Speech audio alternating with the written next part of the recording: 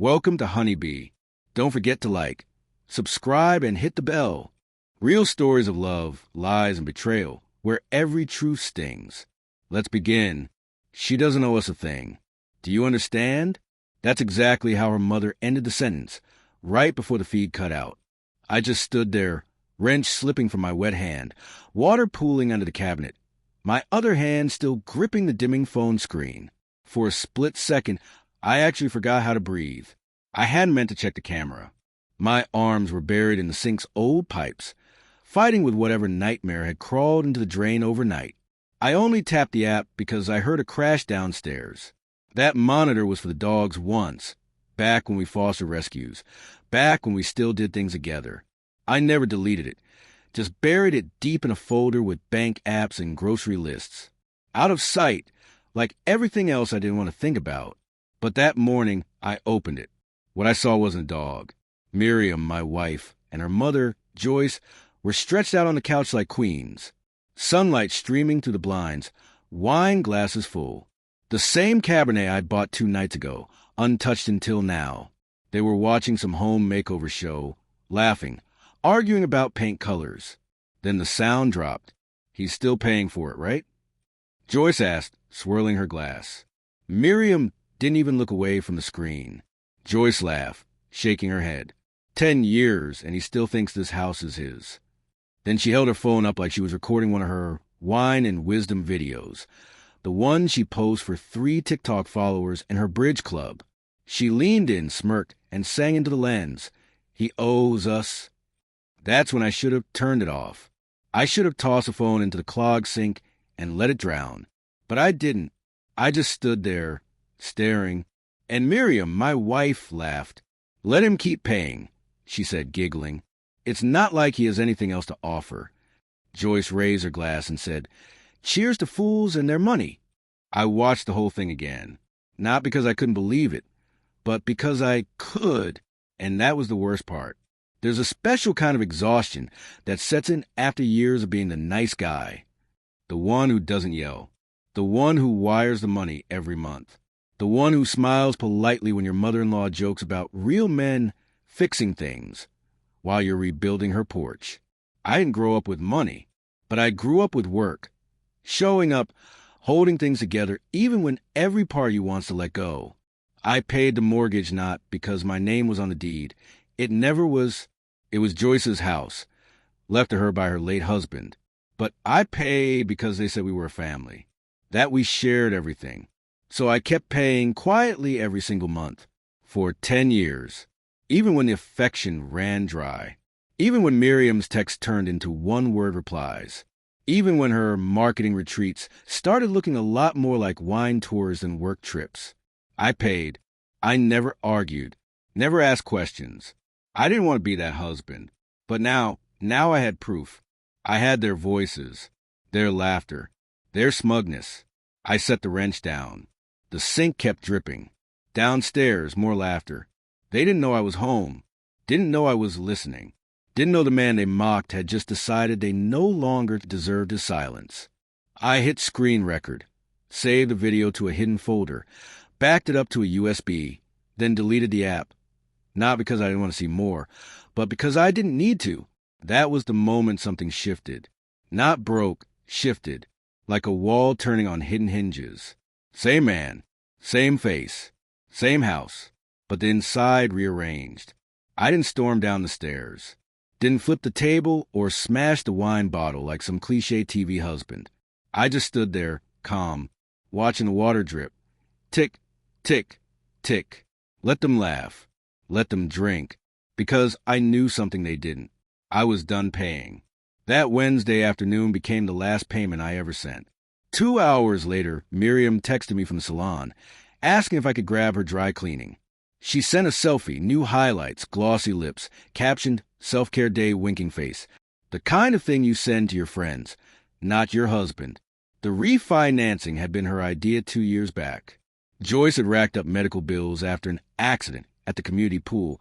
Her story was about a cracked tile and lifeguard negligence, though I suspected vodka and gravity were blame. Either way, Miriam asked if we could help out one more time. And by help out, She meant consolidating the debt under a new agreement, one that lowered the monthly payment but stretched it out longer. The catch? I agreed to cover the next 2 years myself. Then we'd reassess. That word, reassess, like my whole marriage was just a spreadsheet full of TBDs. That Wednesday's payment was the finish line. I logged into the bank, sent the funds, same memo line as always, mortgage Miriam/Joyce. Then I canceled autopay, disable reminders, remove the account from my dashboard. It felt like cutting off a tumor. Not painful, just overdue. Then I emailed my accountant. Subject line, financial boundaries update. No details. Not yet. I sat in the quiet, listening to the fridge hum. For the first time in a decade, I wasn't feeding something that was slowly consuming me. Of course they were. But denial is a luxury reserved for those who aren't holding the deed. The pressure had begun, and this time, I wasn't the one with my hand on the release valve. A few days later, an envelope appeared on our doorstep. It didn't come from the bank. No Wells Fargo stamp, no federal seal, no corporate watermark offering assistance. Just a plain white legal packet with a small, crisp label in the corner. Orion Strategic Holdings, LLC. Joyce carried it inside like it was a coupon flyer. I was in the kitchen slicing a grapefruit when she waved it at me. This came for you, she said. Always for you. Whenever it was about the house. Even though it was her name on the deed, her wine cellar my money had funded. And even though I hadn't gotten a bank notice since I'd shut off the autopay. The bank didn't even own the note anymore. I took the packet, glanced at the header, and smiled. What is it? She pressed, nosy as ever. Nothing you haven't seen before, I said, dropping on the hall table. Still sealed. I wanted her to open it. I needed her to open it. When I came back later from walking the dogs, it was gone. Miriam sat in the living room, a book open but her eyes fixed on me, unmoving. Joyce was nowhere to be seen. Not a word, not a clink of glass, just silence. Uncharacteristic. Alarming. Then, at 9:30, just as I stepped out of the shower, I heard it.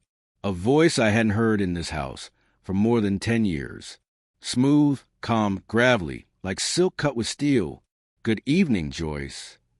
I froze mid-motion, towel in hand. He came in person. I threw on a shirt, crept quietly down the hallway, and peered around the corner. There he was, my uncle, standing in the entryway in his charcoal overcoat, black briefcase in hand. Face unreadable. Same sharp eyes, same quiet authority. The kind of presence that makes prosecutors stammer and developers settle. Joyce looked like she'd seen a ghost. She clutched the letter with both hands, trembling, her mouth opening and closing like she was trying to form words. Miriam stood behind her, arms crossed, trying to look tough but clearly shaken. Why is your name on this? Joyce finally asked, the paper shaking like it was radioactive. Because your mortgage was bundled into a defaulted commercial portfolio, Cal said plainly. My firm bought it from Midline Capital for pennies on the dollar. Standard procedure. Took a week. That's not fair, she shot back. Nothing about debt is fair, he replied.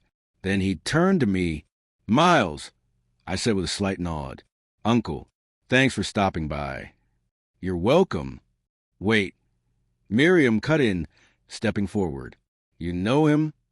Of course he does, Joyce hissed. That's his uncle. The lawyer. The one I told you about. The foreclosure guy. The one who made that pastor's estate vanish during the zoning scandal. Miriam blinked. That's him. Kel almost smiled. I've mellowed. Joyce stepped forward, clutching the paper. You can't just buy our mortgage. This is my house. I've lived here for 30 years. That makes you the borrower of record, he said coolly. And now I'm the note holder. What does that even mean? It means, he said, drawing out every word, that I legally control the debt tied to this house. Unless you pay the balance plus accrued penalties in the next 30 days, enforcement begins. Joyce stumbled back like she'd been struck. You're bluffing. Kel opened his briefcase and handed her a folder. Inside was everything. The purchase contract, the lien documentation, default triggers, notarized schedules of every overdue charge. Every dime. Joy stared like it was written in hieroglyphics. Miriam blinked hard, voice cracking. "Why are you doing this?" I stepped forward, met her eyes. "Because I'm not on the deed, not on the loan, and now I'm not responsible." Cal smirked. "I don't negotiate. You can't throw us out." Joy said, "I won't," Cal replied, shrugging. "But the legal system will." "Miles," Miriam started. "You live here," I said evenly. "For now, but not forever." Then I walked away, calm, steady, leaving them standing in the wreckage of their illusion. They had thought the bank was the worst-case scenario. They had no idea the man holding their paper could burn everything with nothing but a signature. And this wasn't business anymore. This was blood. By the next morning, the game had changed. Joyce paced the porch barefoot, clutching her phone, waving her free hand as if she could physically swat the problem away. Inside, I could hear her shouting at whoever was unlucky enough to answer. No, I don't care if he filed it. He's not on a mortgage. Listen to me. This is our family home. My mother's name is on it. That should matter." It didn't matter. It never did. I stood in the hallway, quiet, letting her panic echo through the house. That morning, while sitting in my car drinking burnt gas station coffee, my attorney had filed a lien in county court. By 9:17 a.m., my uncle texted me. "Auction notice is live. Buyer pool forming." By 10:30, Joyce had called me 6 times. By noon, she had given up and sent Miriam to try. I didn't answer. Miriam paced the kitchen, muttering into the phone. "This has to be fraud. He can't just show up with some guy in a briefcase." "Wait, what do you mean it's not fraud if he legally owns a debt?" That one made me smile. Later, when I came back in from the backyard, she turned, eyes wild, and said, "I need an injunction, emergency relief, something. He can't do this." I walked right past her, slow, deliberate. "You might want to see whose car is parked outside tomorrow," I said quietly. She stared at me like she didn't understand. "What's that supposed to mean?" I didn't answer. That night, she didn't sleep. I heard the floorboards creak under her pacing until 3 a.m., waiting for me to tell her this was all theater. I didn't. I slept like a man who'd already left years ago. At sunrise, I stayed in bed while she clattered around the kitchen, pretending to be in control. At 7:42, she froze at the front window. I heard her footsteps retreat, slow, unsteady. "Oh my God," she whispered. I already knew what was parked outside. Cal doesn't do surprises. He does statements. And this statement came in black chrome and 19-inch rims.